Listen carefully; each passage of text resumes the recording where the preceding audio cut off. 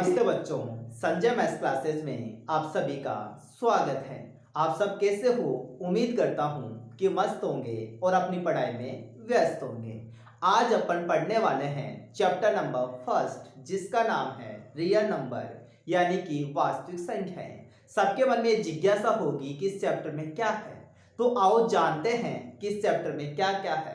First point अपना वास्तविक संख्याओं के अंदर संख्याएं यानी कि प्राकृत संख्या, पूर्ण संख्या, पूर्णांक संख्याएं, परिमेय, अपरिमेय संख्याएं और परिमेय और अपरिमेय संख्याओं से ही वास्तविक संख्याओं का निर्माण होता है। सेकंड नंबर पे अपन पढ़ेंगे अभाज्य गुणनखंड। जब आपको अभाज्य गुणनखंड करना आ जाएगा तो थर्ड पॉइंट अपना क्या है, अभाज्य गुणनखंड द्वारा एचसीएफ और एलसीएम ज्ञात करना। उसके बाद में फोर्थ नंबर पे अपन देखेंगे कि दो संख्याओं का जो गुणनफल होता है वो किसके बराबर होता है, एचसीएफ और एलसीएम के बराबर होता है। फिफ्थ नंबर पे अपरिमेय संख्याओं को सिद्ध करेंगे। तो पॉइंट फर्स्ट से शुरू करते हैं और फर्स्ट पॉइंट क्या है, संख्याएं। उसके अंदर फर्स्ट पॉइंट है प्राकृत संख्याएं कि प्राकृत संख्या कौन कौन सी होती है। फर्स्ट पॉइंट क्या है इसके अंदर, प्राकृत संख्याएं।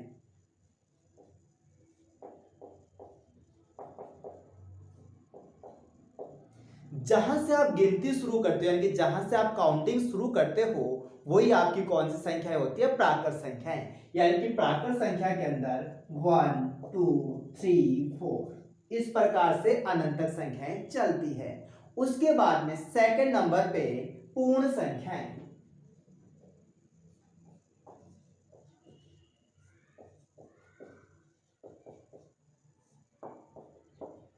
और जो पूर्ण संख्याएं होती हैं उसके अंदर प्राकृत संख्याओं को किसको शामिल कर लो, प्राकृत संख्याओं के अंदर आप जीरो को शामिल कर लो। ये जीरो और आपके प्राकृत संख्या ऐसे कैसे आ जाएगी, तो वो क्या हो जाएगी, पूर्ण संख्या हो जाएगी। और ये भी अनंत तक चलती है। तो ये कौन सी संख्या आपकी, ये आपकी पूर्ण संख्या है। यानी कि जीरो प्लस ये कौन सी संख्या, प्राकृत संख्या। जीरो और प्राकृत संख्या मिलकर किसका निर्माण करती है, पूर्ण संख्याओं का निर्माण करती है। उसके बाद में थर्ड नंबर पे है पूर्णांक संख्याएं।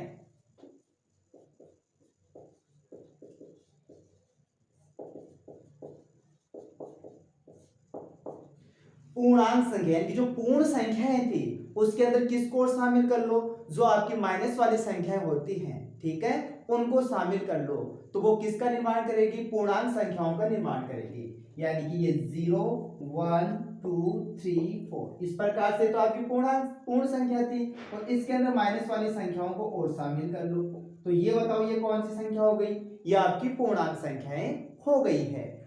इसके बाद में है परिमेय संख्याएं।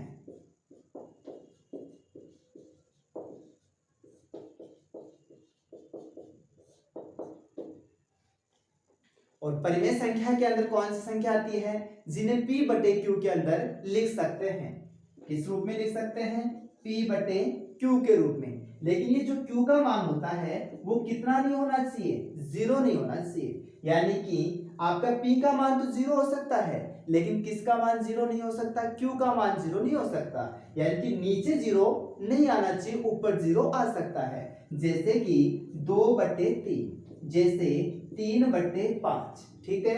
जैसे मैंने 5 लिखा, 5 भी कैसी है, 5 भी परिमेय संख्या है क्योंकि मैं 5 के नीचे क्या लिख सकता हूँ, a, और 5 में 1 का भाग दूंगा तो कितना आएगा, 5 आएगा, तो p बटे q के रूप में हो गया। इसका मतलब ये कैसी संख्या है, ये भी आपकी परिमेय संख्या है। जैसे मैंने लिखा 0, जीरो भी कैसी संख्या है, परिमेय संख्या। जैसे मैंने जीरो के नीचे कितना लगा दिया, 1 2 आप 3 कुछ भी लगा दो, तो बताओ ये p बटे q के रूप में है कि नहीं है। तो जीरो भी कैसी संख्या है, जीरो भी आपकी परिमेय संख्या है। लेकिन जैसे मैं लिखा 5/0, तो क्या ये परिमेय संख्या होती, ये परिमेय संख्या नहीं होती क्योंकि मैंने पहले ही कहा है q का मान जीरो नहीं होना चाहिए, यानी कि नीचे की तरफ कितना नहीं आना चाहिए, जीरो नहीं आना चाहिए। तो परिमेय संख्या कौन सी होती है, जिन्हें p बटे q के रूप में अपन लिख सकते हैं।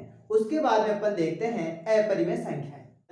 गुणनखंड, प्राइम फैक्टर, ये बहुत इंपॉर्टेंट है क्योंकि इसी टॉपिक के आधार पे आपके इस चैप्टर के अंदर एचसीएफ और एलसीएम ज्ञात करना दे रखा है। तो यदि आपको ये प्राइम फैक्टर यानी कि अभाज्य गुणनखंड ज्ञात करना नहीं आएगा तो आपको फिर एचसीएफ और एलसीएम भी नहीं आएगा। तो इसको आपको बड़े अच्छे से समझना है। जैसे कि मैंने लिखा 15, इस 15 के अभाज्य गुणनखंड क्या होते हैं, 15 के प्राइम फैक्टर क्या होंगे। इस 15 को बताओ मैं क्या लिख सकता हूँ, 3 into 5 लिख सकता हूँ, क्योंकि 3 5 से कितना होता है 15 होता है।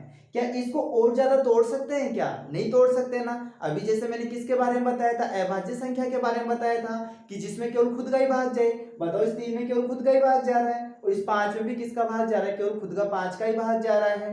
ठीक है, तो इसका मतलब ये दोनों किसी रूप में आ गए, अभाज्य रूप में आ गए, इसलिए तो इन्हें क्या बोलते हैं, अभाज्य गुणनखंड बोलते हैं। जैसे कि मैंने कितना लिखा यहाँ पे 20 लिखता, और जो 20 होता है इस 20 को कैसे तोड़ सकते थे, 2 into 2 into 5, 2 2 से कितना हो जाएगा 4 और 4 5 से कितना हो जाएगा 20 हो जाएगा। तो इस प्रकार से कि इसे और कोई संख्या में नहीं तोड़ सके, वही तो इसके क्या होते हैं, अभाज्य गुणनखंड होते हैं। जैसे कि मान लो आपको डायरेक्ट इस प्रकार से तोड़ना नहीं आए, डायरेक्ट आपको अभाज्य गुणनखंड ज्ञात करना नहीं आए, तो फिर कैसे ज्ञात करें। देखो किसके ज्ञात करने हैं, 20 के ज्ञात करने हैं, कि आपको 20 के ज्ञात करने हैं। पहले इसको ऐसे लिख लो। अब इसके अंदर देखो लास्ट में कितना है, 0 है, तो जब भी लास्ट में 0 2 4 6 8 इस प्रकार से, यानी जो 2 की टेबल में आता है वो आ जाए, तो उसको किससे डिवाइड होगा, 2 से डिवाइड होगा। और वैसे भी यहाँ तो आप लोगों को पता चल ही रहा है कि जो 20 वो किससे डिवाइड हो रहा है, 2 से डिवाइड हो रहा है। तो बताओ ये जो 20 हो 2 से कितनी बार डिवाइड होगा, 10 बार डिवाइड होगा। अब बताओ वापस ये किससे डिवाइड होगा, 2 से डिवाइड होगा, और 2 से कितने टाइम डिवाइड होगा, 5, और ये 5 किससे डिवाइड होगा, 5 से डिवाइड होगा। 5 1 से कितना होता है, 5 होता है। तो बताओ ये वाला है तो यहाँ पे लिखा है मैंने 2 कितनी बार है, 2 बार, और यहाँ से आपका कितना है 5 है। ऐसे देखो ये 15 था, 15 को भी इस प्रकार से लिखा है, ये 15 था, तो यहाँ से इसमें बताओ किससे डिवाइड हो रहा है, 2 से तो डिवाइड होगा नहीं, किससे डिवाइड होगा, 3 से डिवाइड होगा। और बताओ जो 3 है वो कितनी बार, मतलब जो 15 है वो 3 से कितने टाइम डिवाइड होगा, 5, और ये जो 5 किससे डिवाइड होगा, 5 से एक ही बार डिवाइड होगा। ठीक है, तो अब इसको 15 को भी क्या लिखा है, 3 into 5 तो लिखा है, और इधर भी बताओ क्या आ रहा है आपका, 3 into 5 आ रहा है। जैसे कि मान लो आपके पास कोई बड़ा नंबर आ जाए, तो उसको किस प्रकार से तोड़ोगे, तोड़ना तो आपको इसी प्रकार से है।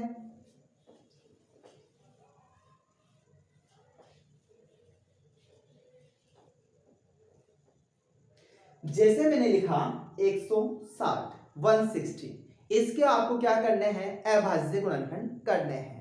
ठीक है, तो इसके अभाज्य गुणनखंड कैसे ज्ञात करेंगे, देखो यहां से आप क्या लिख लो, 160 लिख लो, 160।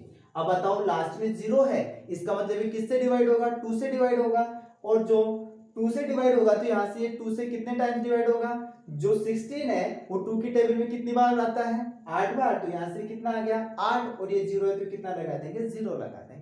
वापस 0 आ रहा है, तो बताओ ये जो 2 से डिवाइड होगा कि नहीं होगा, 2 से डिवाइड होगा, यानी कि 2 का भाग जाएगा इसमें, और 2 का भाग इसमें कितनी बार जाएगा, 2 चौक 8, और इधर 0 है तो क्या लगा दो, 0 लगा दो। अब बताओ 40 वापस किससे भाग जाएगा, 2 से भाग जाएगा, और 2 से कितनी बार भाग जाएगा, 2 दूनी 4, और 0 है तो क्या लगा दो, 0। ऐसे ही बताओ वापस किसका भाग जाएगा, इसमें 2 का भाग जाएगा, और 2 का भाग इसमें कितनी बार जाता है, 10 बार जाता है।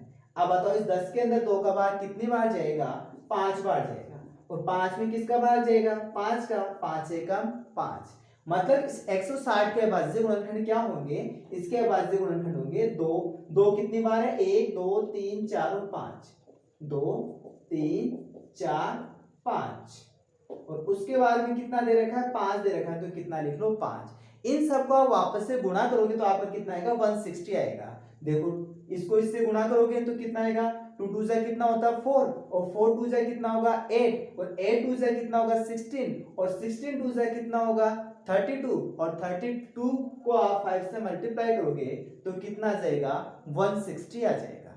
तो इस प्रकार से आपको इसके क्या करने हैं, अभाज्य गुणनखंड करने हैं। अभाज्य गुणनखंड करने की एक और विधि होती है वृक्ष विधि। जैसे कि इस 160 के वृक्ष विधि से आपको क्या करने होते हैं, अभाज्य गुणनखंड करने होते हैं। तो पहले इसको आप किसी भी रूप में तोड़ लो। जैसे यहाँ पे कितना है, 16 है, 16 है, तो बताओ इसको मैं क्या लिख देता, इसको मैं ये लिख सकता था कि नहीं लिख सकता था 16, और इस 16 को मैं किससे गुणा करता, 10 से, तो बताओ आपका 160 आ जाता कि नहीं आ जाता। अब ये आपका जो 16 है, इस 16 को मैं क्या लिख सकता हूँ, 4 into 4 लिख सकता हूँ कि नहीं लिख सकता। ऐसे जो आपका 10 है, इस 10 को मैं क्या लिख सकता हूँ, 2 into 5 लिख सकता हूँ कि नहीं लिख सकता। अब देखो ये जो 2 है, इस 2 को वापस से क्या लिखेंगे, 2 into 2, और इस 4 को वापस से क्या लिखूंगा मैं, 2 into 2, क्योंकि 2 2 से कितना होगा 4 होगा। अब ये जो आपके लास्ट में आ रहे हैं ना, वही तो आपके क्या है, अभाज्य गुणनखंड। देखो 2 कितनी बार आ रहा है, यहाँ पे 5 बार आ रहा है, तो यहाँ पे भी कितनी बार आ रहा था, 5 ही बार आ रहा था, और 5 कितनी बार आ रहा है, 1 बार आ रहा है। तो या तो आप इस प्रकार से अभाज्य गुणनखंड कर सकते हैं, या फिर इस प्रकार से अभाज्य गुणनखंड कर सकते हैं। एचसीएफ और एलसीएम ज्ञात करना, और वो भी अभाज्य गुणनखंड विधि से, कि अभाज्य गुणनखंड विधि से एचसीएफ और एलसीएम कैसे ज्ञात करेंगे। जैसे कि मैं कोई दो संख्या लेता हूं, जैसे एक तो मैंने 15 लिया और एक कितना लिया, 20 लिया, यानी कि आपके पास 15 और 20 है। इन दोनों को आपको क्या करना है, एचसीएफ और एलसीएम ज्ञात करना, वो भी आपको अभाज्य गुणनखंड विधि द्वारा, यानी कि प्राइम फैक्टर मेथड से इसका क्या करना है, एचसीएफ और एलसीएम ज्ञात करना है। तो सबसे पहले इनके क्या कर लो, अभाज्य गुणनखंड कर लो। जैसे यहाँ पे कितना है, 15 है, और 15 के अभाज्य गुणनखंड क्या होते हैं, 3 into 5, क्योंकि 3 into 5 कितना हो जाएगा, 15 हो जाएगा। और जो 20 है, इस 20 के अभाज्य गुणनखंड क्या होंगे, 2 into 2 into 5, 2 2 से कितना होगा 4, और 4 5 से कितना होगा 20। एचसीएफ और एलसीएम ज्ञात करना बहुत आसान है, और जब दो संख्याएं दे रखी हो तब तो और भी आसान है। देखो सबसे पहले इसका क्या ज्ञात करते हैं, एचसीएफ ज्ञात करते हैं। क्या ज्ञात करते हैं, एचसीएफ। एचसीएफ का मतलब यह है कि इन दोनों में जो कॉमन है ना, वो इसका क्या होगा, एचसीएफ होगा। देखो इसमें कितना है, 3 है, लेकिन 3 इसमें है क्या, नहीं, इसका मतलब 3 आपको नहीं लेना। इसमें 2 है, लेकिन 2 इसमें नहीं है, इसका मतलब आपको 2 को भी नहीं लेना। तो अब देखो इसमें कितना है, 5 है, और इसमें भी कितना है, 5 है, मतलब ये 5 दोनों में आ रहा है कि नहीं आ रहा, दोनों में आ रहा है। इसका मतलब इसका एचसीएफ कितना होगा, 5 होगा। बहुत आसान है ना, जो दोनों में कॉमन होता है वो उसका क्या होता है, एचसीएफ होता है। एलसीएम भी बहुत आसान है। जैसे इसी का आपको क्या ज्ञात करना है, आपको एलसीएम ज्ञात करना है। तो जो दोनों में कॉमन है ना, उसको केवल एक ही बार लिखना है। ये जो दोनों में कॉमन था, इसको आपने ऐसे कैसे लिख दिया, और जो आपका बचा हुआ पार्ट है उसको ऐसे कैसे आगे लिख दो। तो बताओ यहां से तो कितना बच गया, 2 into 2 बच गया, और यहां से आपका कितना बच गया, 3 बच गया। तो यहां से क्या लिख देंगे, 3 लिख देंगे। अब इनको मल्टीप्लाई कर लो, 5 2 से कितना होगा 10, और 10 2 से कितना होगा 20, और 23 से कितना होगा 60। तो इसका जो एलसीएम होगा वो कितना आएगा, 60 आएगा। जब दो ही संख्याएं दे रखी हो तब तो आपको एचसीएफ और एलसीएम ज्ञात करना बहुत आसान होता है।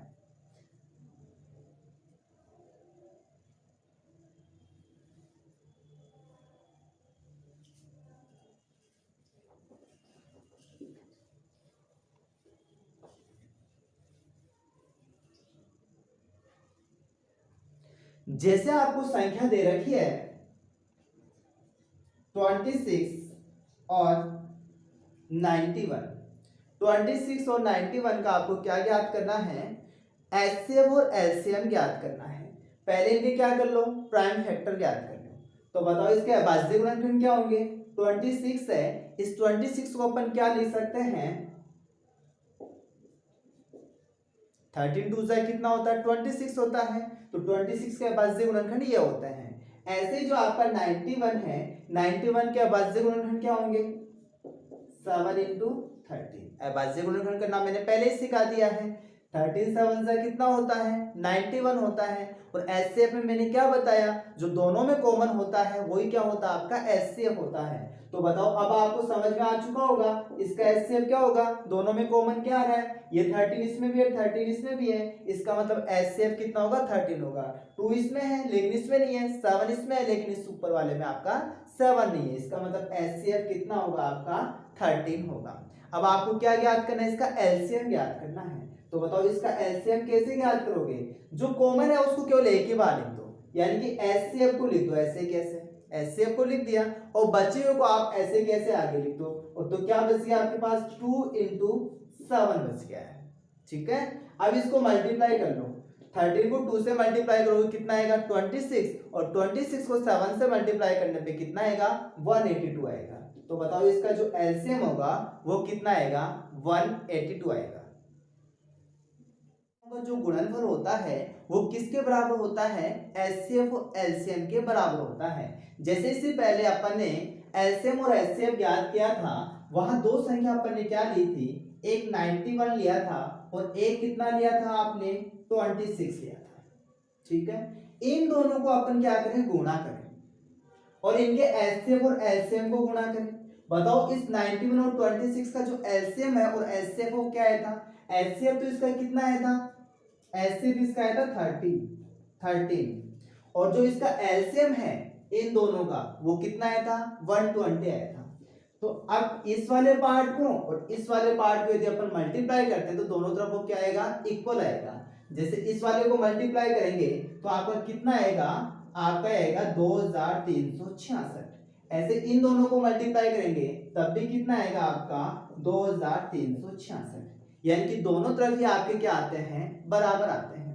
इस टाइप के क्वेश्चन का यूज आप कैसे करेंगे, कोई भी दो मतलब इसके अंदर या तो आपको क्या दे देगा, दोनों संख्याओं का गुणनफल दे देगा या फिर एचसीएफ और एलसीएम में से कोई एक दे देगा, एक आपसे पूछा जाएगा। मतलब यहाँ पे चार मान है, दो संख्या है, एक एचसीएफ और एक एलसीएम है, इनमें 3 का मान दिया होगा, एक का मान आपसे पूछता है। जैसे कि मान लो यहाँ पे दो संख्या दी होती और आपको क्या करना होता, एलसीएम ज्ञात करना होता और इसका एचसीएफ भी कितना दिया होता, 13 दिया होता, इसका 13, तो आपको क्या ज्ञात करना होता, एलसीएम ज्ञात करना होता। क्या ज्ञात करना होता, एलसीएम।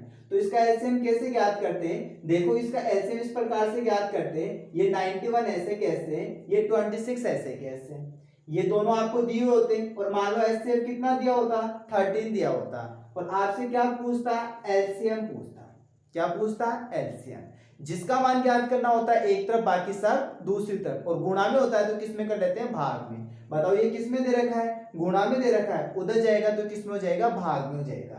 तो यहां से कितना हो जाएगा 91 और 26, ये इधर आया तो किस में हो गया, भाग में, और इधर आपका क्या है, एलसीएम है। और ये बताओ 13 और ये इससे कितनी बार कटेगा, 7 बार कटेगा, और इस 26 को 7 से गुणा करने पे कितना आएगा, 82 आएगा। तो बताओ इसका जो एलसीएम है वो कितना आ गया, 182। और क्या इसका एलसीएम आपने ज्ञात किया था तब 182 आया था क्या। तो इस प्रकार से दो संख्याओं का जो गुणनफल होता है वो किसके बराबर होता है, एचसीएफ और एलसीएम के बराबर होता है। अपरिमेय संख्याएं, तो अपरिमेय संख्याओं के अंदर कौन सी संख्या आएगी, जिन्हें अपन p बटे q के रूप में नहीं लिख सकते, वो कौन सी संख्या हो जाएगी, अपरिमेय संख्या, यानी कि जिन्हें p बटे q के रूप में नहीं लिख सकते।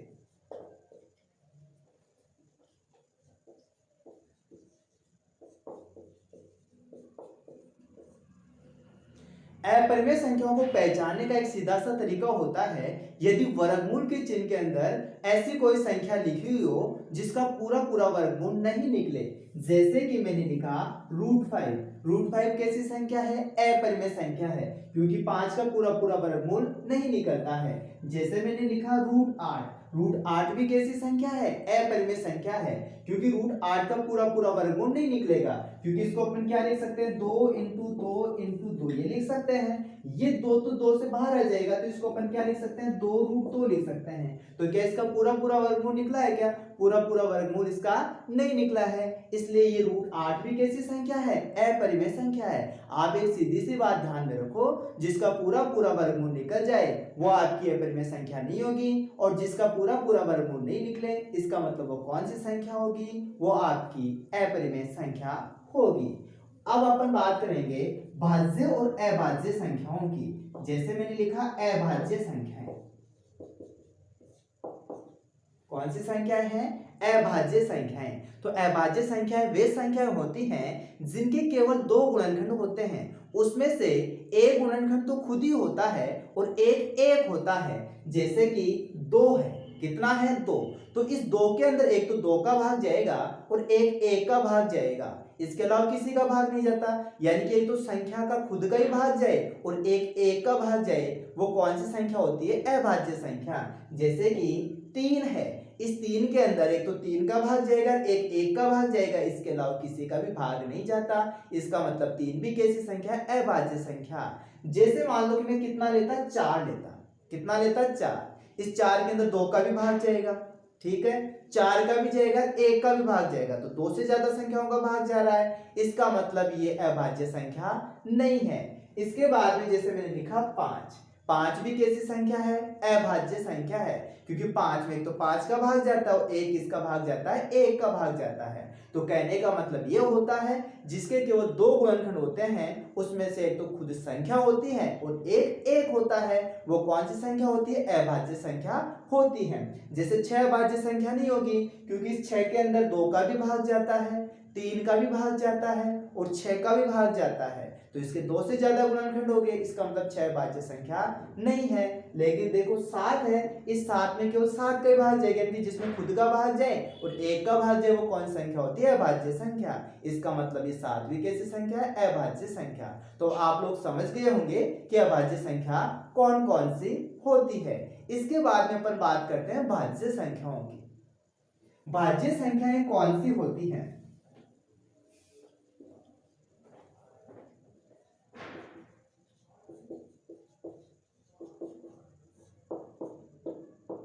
भाज्य संख्याएं, तो जिसके 2 से ज्यादा गुणनखंड होते हैं वो कौन सी संख्या होगी? भाज्य संख्या। जैसे 2 है, 2 के कितने गुणनखंड है? 2 ही है। 3 है, 3 के भी कितने गुणनखंड? 2 ही गुणनखंड है। लेकिन देखो 4 है, इस 4 के अंदर किस किस का भाग जा रहा है? 2 का भाग जा रहा है, 4 का भी भाग जा रहा है और 1 का भी भाग जा रहा है, तो 2 से ज्यादा संख्याओं का भाग जा रहा है। इसका मतलब ये जो 4 है वो कैसी संख्या है? भाज्य संख्या है। 5 है, 5 तो पहले से है भाज्य संख्या में। 6 है, देखो इस 6 के अंदर किसका भाग जाता है? 2 का भी जाता है, 3 का भी जाता है और 6 का भी जाता है और 1 का भी जाता है, तो 2 से ज्यादा संख्याओं का भाग जा रहा है। इसका मतलब 6 भी कैसी संख्या आपकी? भाज्य संख्या है। 7 तो कौन सी संख्या? अभाज्य संख्या। लेकिन देखो 8 है, इस 8 के अंदर किसका भाग जा रहा है? 2 का भी जा रहा है, 4 का भी जा रहा है, 8 का भी जा रहा है और 1 का भी जा रहा है। इसका मतलब ये भी कैसी संख्या है? भाज्य संख्या है। तो आप लोग समझ गए होंगे भाज्य संख्या कौन सी होती है और अभाज्य संख्या कौन सी होती है। यानी कि जिसमें केवल 2 ही संख्याओं का भाग जाए, एक तो जिसमें खुद हो और एक एक हो, वो अभाज्य संख्या होगी, और जिसमें 2 से ज्यादा संख्याओं का भाग चला जाए वो कौन सी संख्या होगी? वो आपकी भाज्य संख्या होगी। लेकिन जो एक होता है वो ना तो भाज्य संख्या होती है और ना ही आपकी अभाज्य संख्या होती है।